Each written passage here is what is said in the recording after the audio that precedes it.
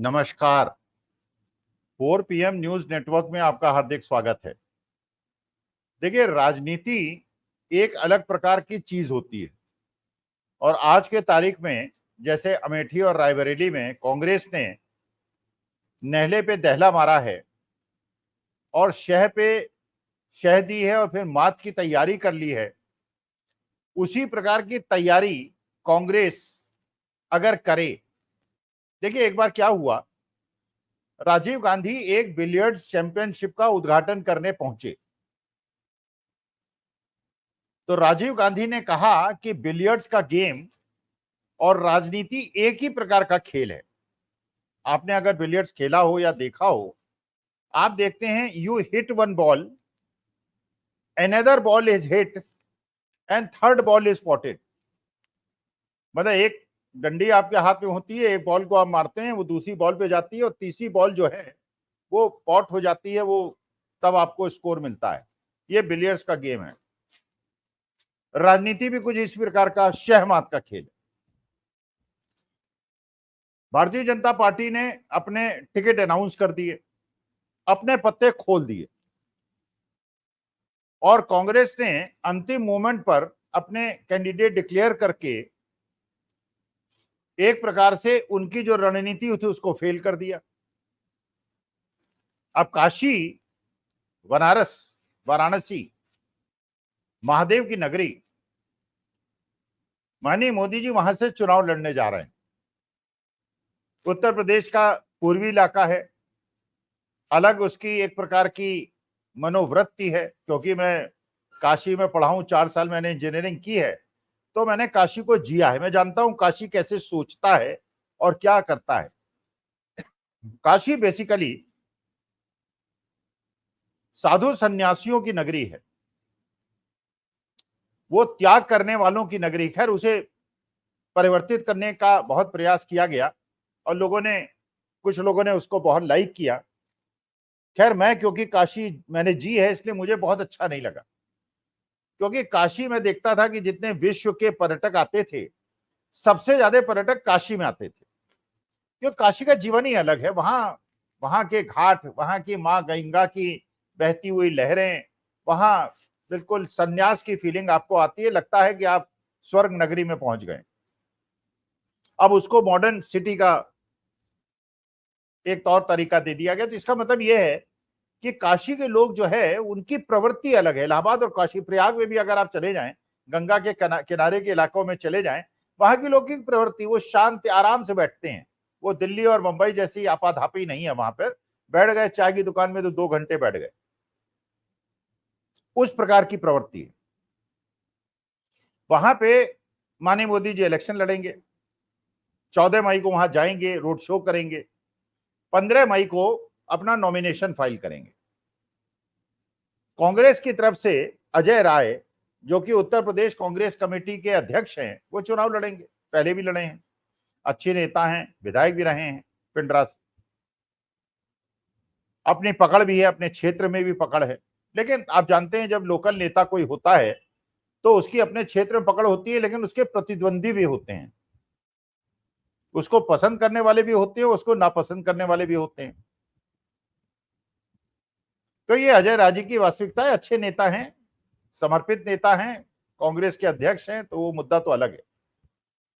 एक प्रस्ताव आया है समाजवादी पार्टी की तरफ से कांग्रेस को कि अगर आप नेहले पे दहला मार दें, जैसे आपने अमेठी और रायबरेली में मारा है, किशोरी लाल शर्मा जी को, जो 40 साल से कांग्रेस के समर्पित कार्यकर्ता है, उनको, एक जमीनी कार्यकर्ता को अमेठी जैसी प्रेस्टिजियस सीट से लोकसभा का चुनाव लड़ा दिया है, तो एक तो जो ये एक शिकायत होती थी कांग्रेस के खिलाफ लोगों की कि साहब वो जमीनी कार्यकर्ताओं को टिकट नहीं देते और जो जिनको टिकट देते हैं जीत के कहीं और चले जाते हैं या बिक जाते हैं या ईडी और सीबीआई के डर से चले जाते हैं।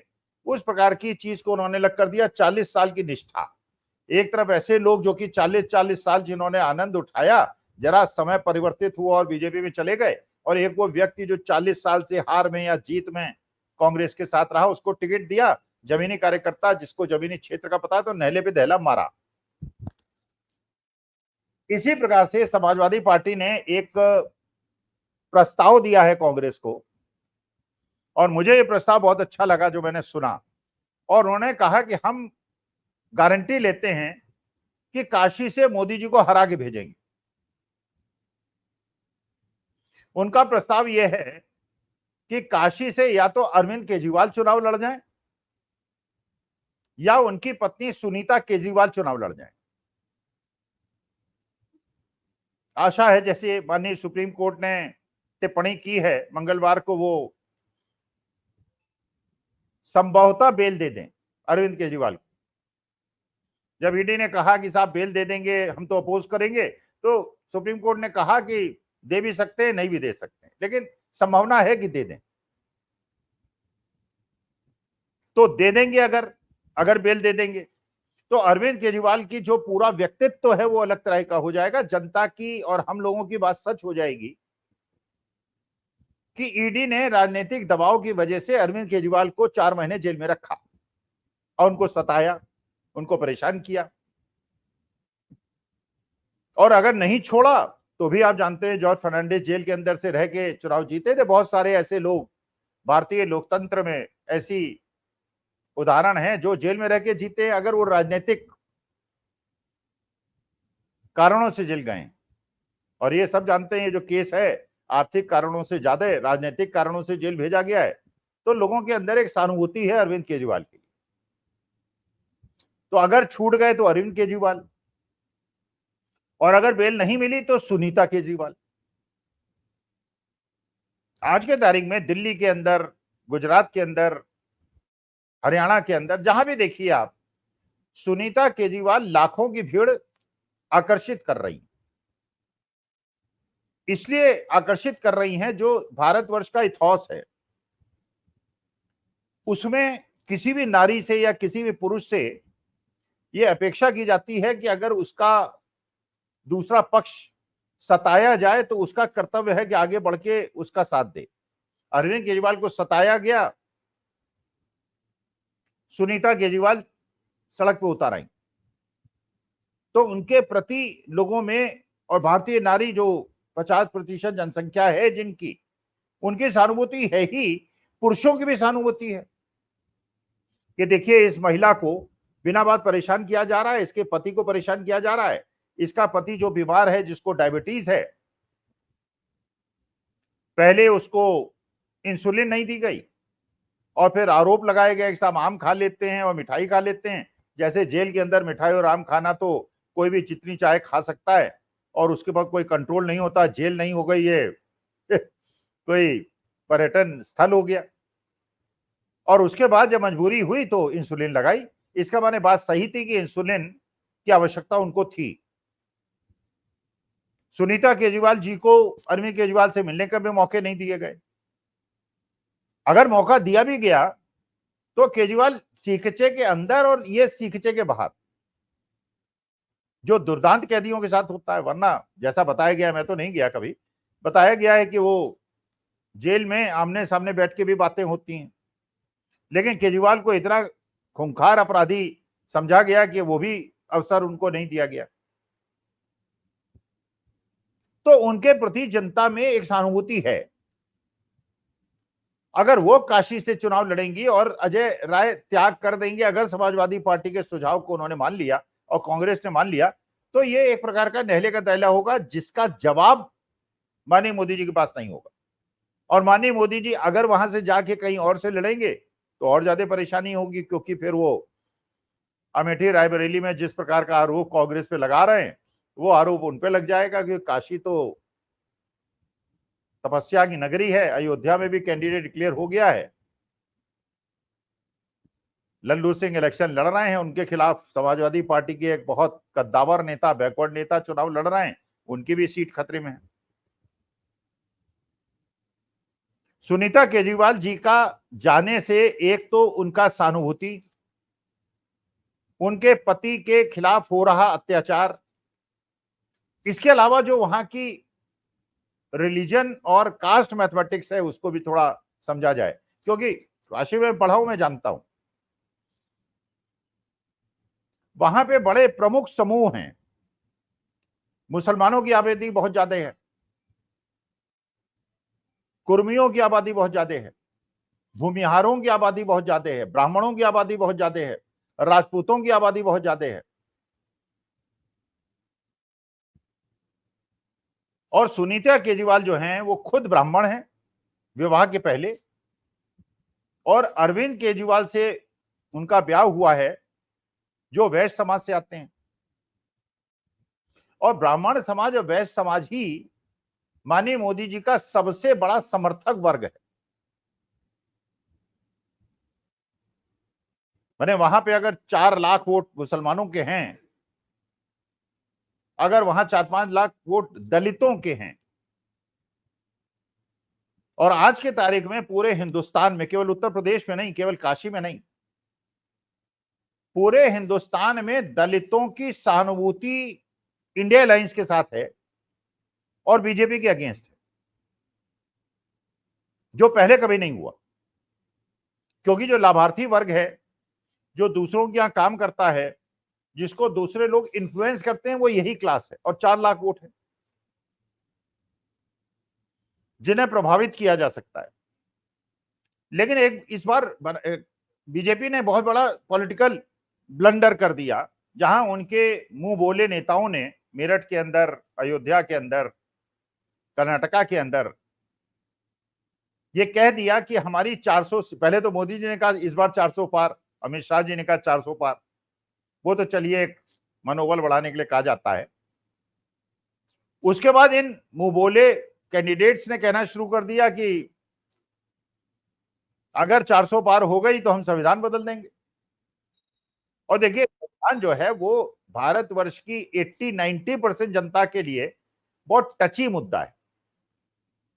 दलितों के लिए और पिछड़ों के लिए विशेष तौर पे बहुत ज्यादा टची मुद्दा है। हो सकता है सवर्ण उससे कुछ खुश होते हों, कुछ लोग ऐसे खुश होते हों जिन्हें मनुस्मृति चाहिए, जो संविधान के खिलाफ हो, लेकिन ज्यादातर जनसंख्या जो है वो संविधान के समर्थन में। वो संविधान के समर्थन में क्यों है? मैं भी संविधान के समर्थक में हूं, मैं भी लोकतंत्र के समर्थन में हूं। इसलिए हूं कि देश का जो संविधान बनाया गया था, बेसिकली वो देश की विशेष परिस्थितियों को देख के बनाया गया था, भारत की विविधता को देख के बनाया गया था, हमारी सामाजिक और सांस्कृतिक भिन्नता को देख के बनाया गया था, हमारे देश के ऐतिहासिक पृष्ठभूमि को देख के बनाया गया था, और यह देख के बनाया गया था कि जिनके साथ पहले कभी अत्याचार हुआ है वो कभी ऐसा फील न करने लगे कि उनके साथ सौतेला व्यवहार होता है, उनको विशेष अधिकार दिए जाएं, जिससे एक सामंजस्य स्थापित हो। और आप जानते हैं पिछले 75 साल के अंदर ऐसा हुआ है। जो जाति व्यवस्था आज से 75 साल पहले थी वो 20 साल पहले कम हुई और आज करीब करीब कम हो गई, लेकिन है, अभी भी है, कुछ वर्गों में है। इस कारण से भी संविधान देश के लिए बहुत ज्यादा आवश्यक है कि इसको बनाने में कितने महापुरुषों का योगदान। बाबा साहब भीमराव अम्बेडकर तो थे ही खैर अध्यक्ष, सी राजा गोपालाचार्य, मौलाना अब्दुल कलाम आजाद, ऐसे लोग भी संविधान सभा के सदस्य थे, जो कि विश्व में जिनकी सबसे बुद्धिमान और प्रबुद्ध लोगों में जिनकी गणना होती है। 2.5 साल का समय लगा संविधान बनाने में।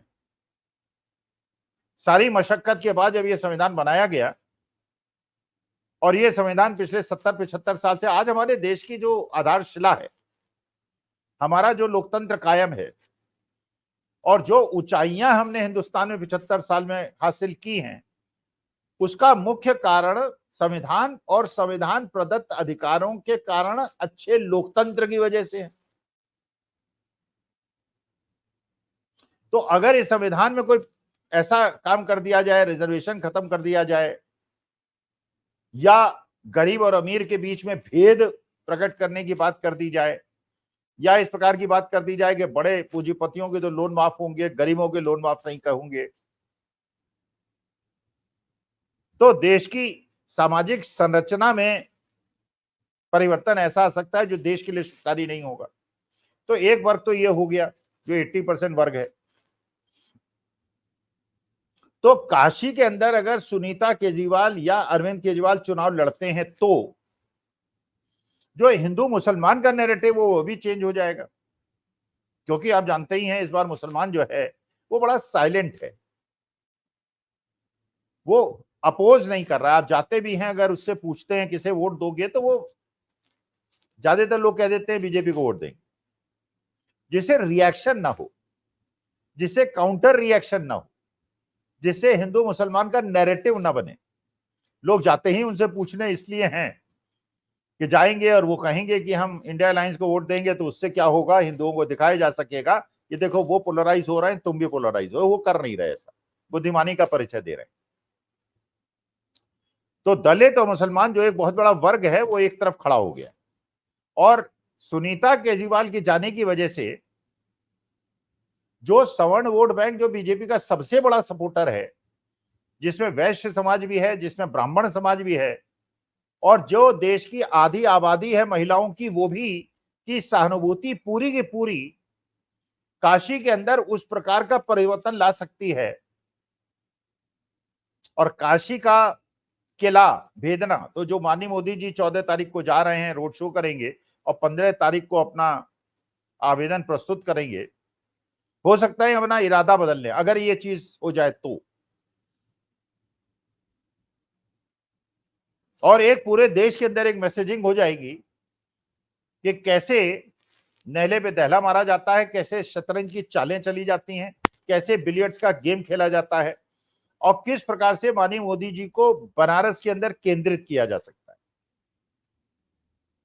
इस बार जो विशेष तौर पर उत्तर प्रदेश के अंदर हो रहा है, और बिहार के अंदर अलग तरह से हो रहा है, महाराष्ट्र के अंदर अलग तरह हो रहा है, कि समाजवादी पार्टी के कार्यकर्ता बिल्कुल समर्पित रूप के लिए से कांग्रेस के लिए काम कर रहे हैं। पहले नहीं होता था, होता भी था गठबंधन तो काम नहीं करते थे।